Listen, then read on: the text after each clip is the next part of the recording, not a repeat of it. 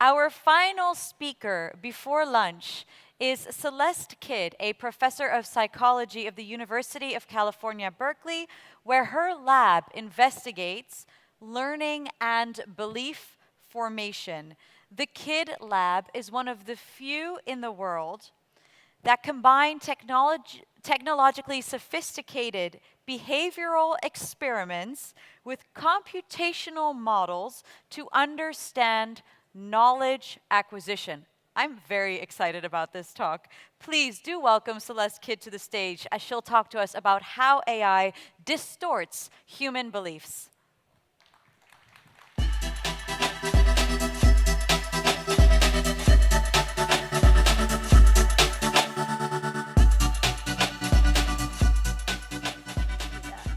Thank you guys so much for joining me. I am Celeste Kidd. I am at UC Berkeley. Thank you for the introduction.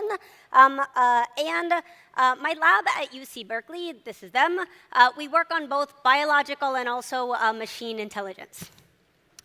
We are interested in how biologically intelligent agents form their beliefs and also how new technologies impact those beliefs. I want to start by explaining what my lab thinks that it knows about biological intelligence. And the first thing that I need to do in order to explain that is to point out that there is far more information in the world than any one person can possibly make sense of.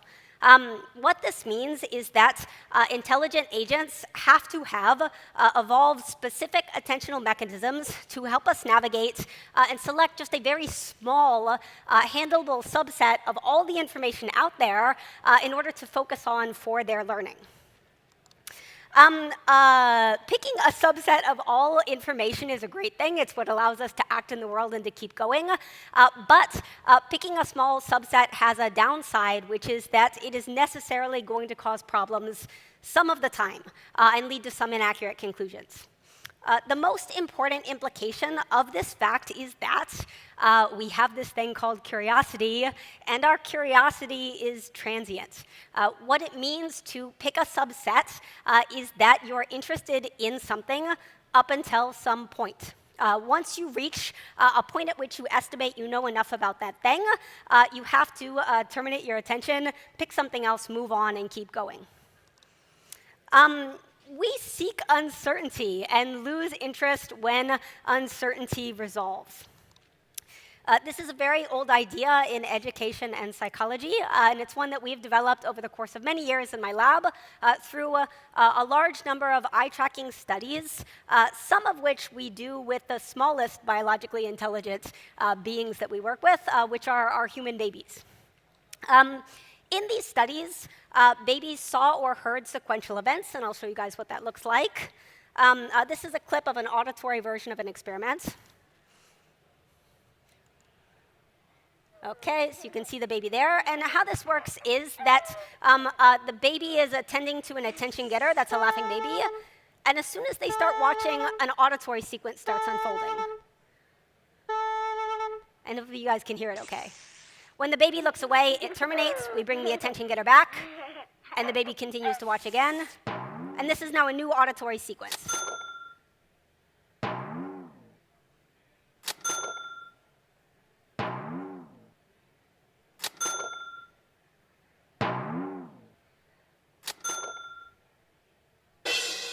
That one's very surprising. The baby looked away. We turn off that sequence and then go on to another one. Now we're interested in understanding how babies' uncertainty during this sequence is or is not explaining their curiosity, their interest in watching. But babies' minds are black boxes, so we need a model in order to get a handle on some formal theory about their uncertainty and where it's coming from. This is an idealized learning model that we built to get a handle on what babies expect at each moment in time. At each moment in time, they're making a decision about whether to continue watching or not.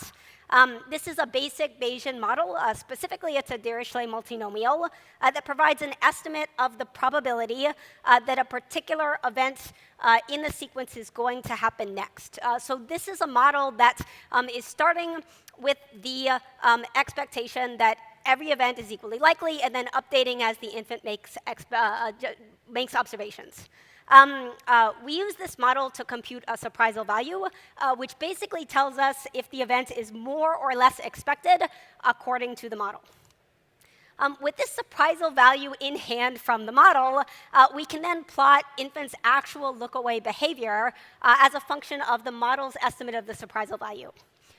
This allows us to uncover the relationship between idealized probabilistic expectations and babies' behavior in a simple and independent way, if there is one, if we're onto something with this theory. And there is. When we do this, we get what we've described as a Goldilocks effect, by which infants are least likely to look away. You see that like dip down in the bottom when they're encountering events of intermediate surprisal values. They're far more likely to look away, either when there's no uncertainty, when what they were thinking was going to happen happens, but also at the very high levels of uncertainty. So if uncertainty is too great, if they encounter something that they really weren't expecting, this also generates a look-away behavior in a human baby. This is the intuition behind that. So if you imagine that I'm going to try to pick a book to bring on the plane with me, this is not a good choice for, I think, obvious reasons. There's not a lot for me to learn in this book because it's an ABC book, and I know my ABCs. I have a lot of certainty about the contents. There's nothing new to learn. Now, when I first started doing this, you might expect that the best possible strategy is to go for the most new information. When we first started coming into these questions, that's what I was expecting to see. But if you go for the most new information, this is a book on billiards in Afrikaans. I don't play billiards and I don't speak Afrikaans. I theoretically could take this book and I could learn two things at once. But probably you have the intuition that that's not a good plan either, because there's no place for me to get traction. A much better strategy is for me to pick a book in a language that I read on a topic in which I have some background. This book is super great. This option falls within the Goldilocks zone. This is attractive because it has just the right level of uncertainty. This Goldilocks effect applies at the level of individual infants. It also applies in older kids regardless of differences in executive function. And we even see similar patterns of behavior in monkeys. So we've argued that this represents a robust feature of intelligent attentional systems very broadly. This is not a human-specific thing. The Goldilocks effect is an elegant organizing principle that allows an agent to build on their existing mental representations as they grow and as they change. This is important because uncertainty moderates both the search for information, but also the learning itself. For example, if you imagine that you have some trivia question, what is the most poisonous animal in the world?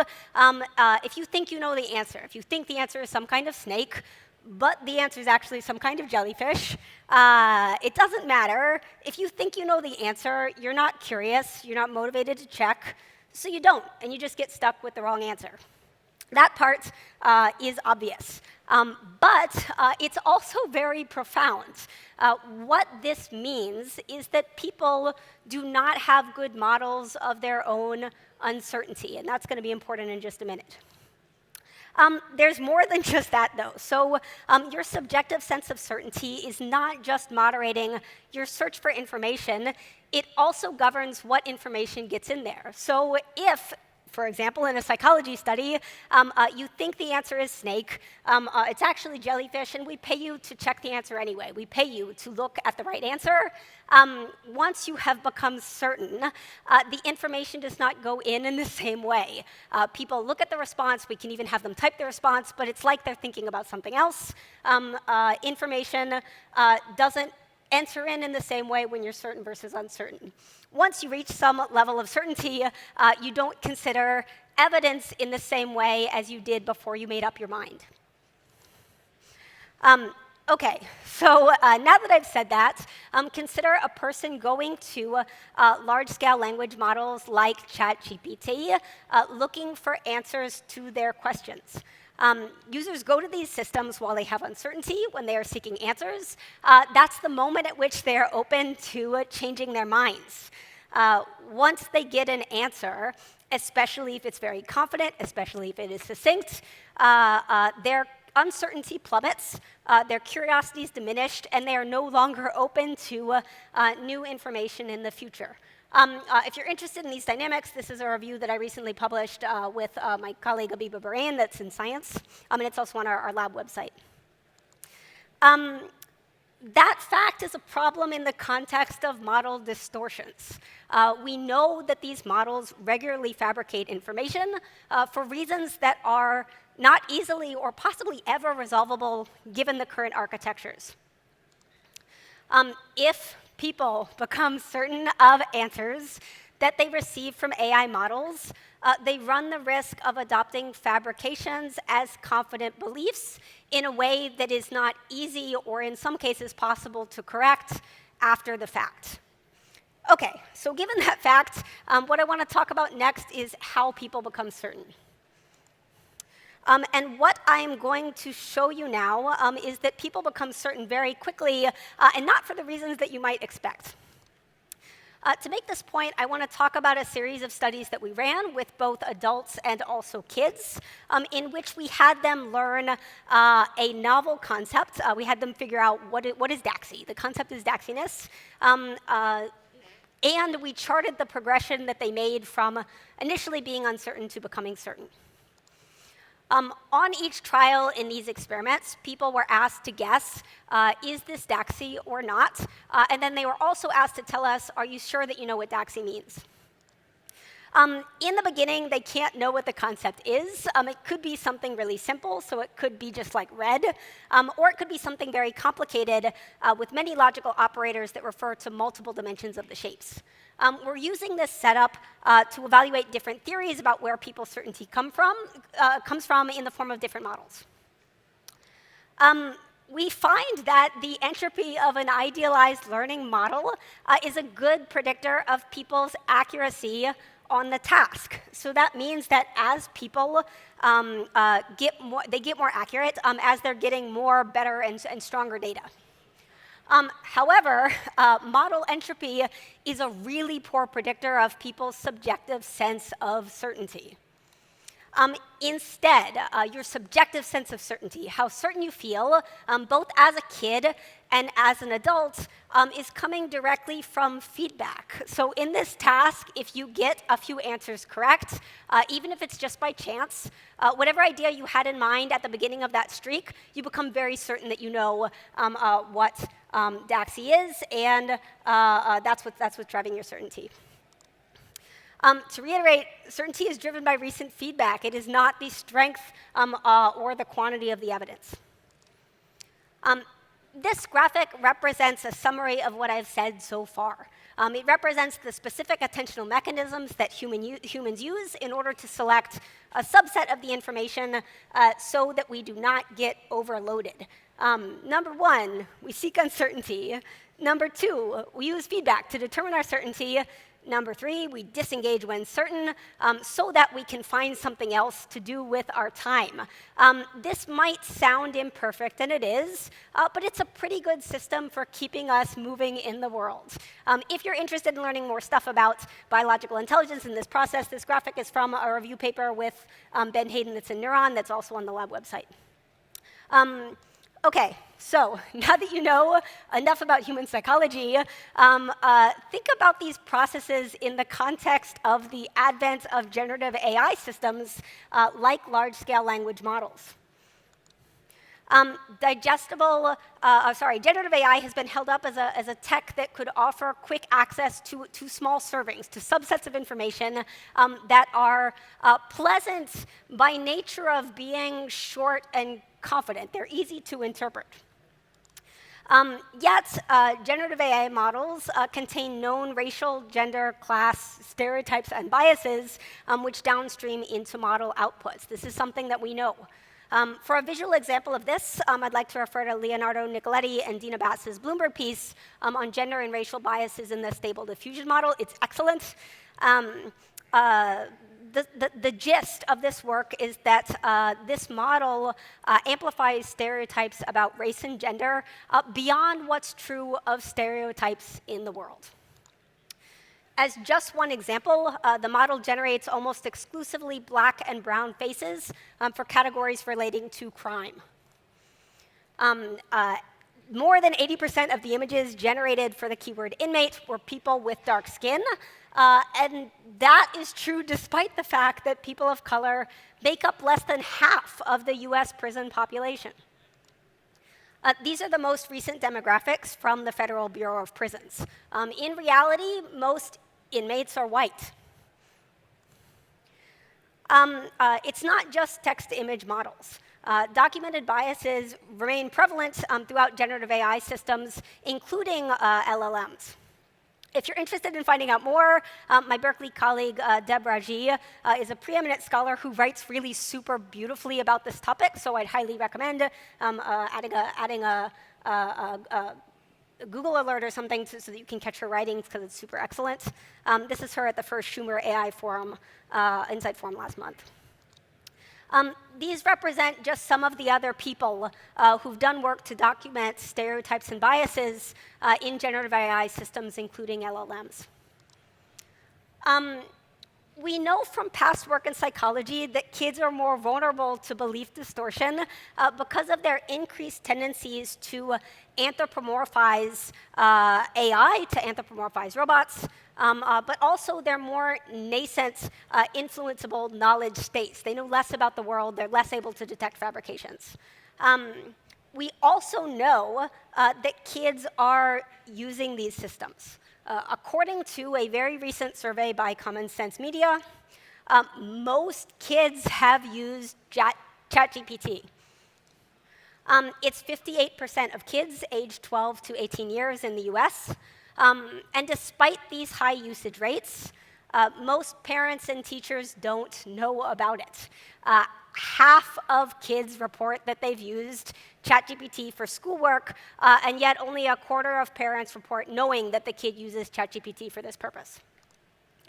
Further, it's very rapidly replacing basic search for kids who have used it.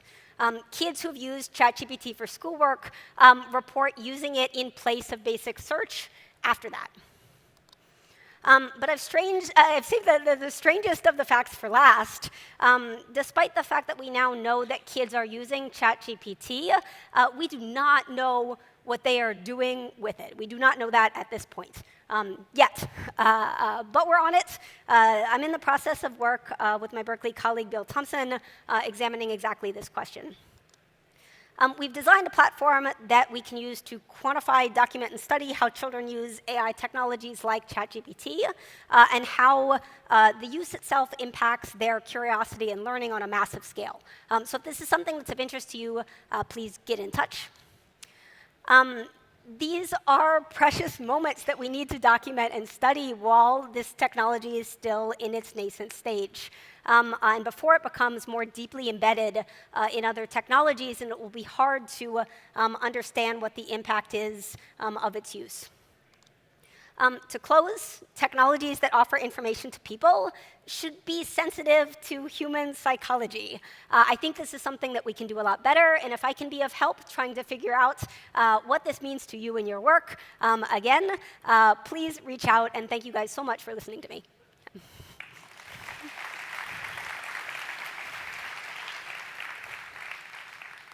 Thank you so much, Celeste. Really wonderful to have you with us today.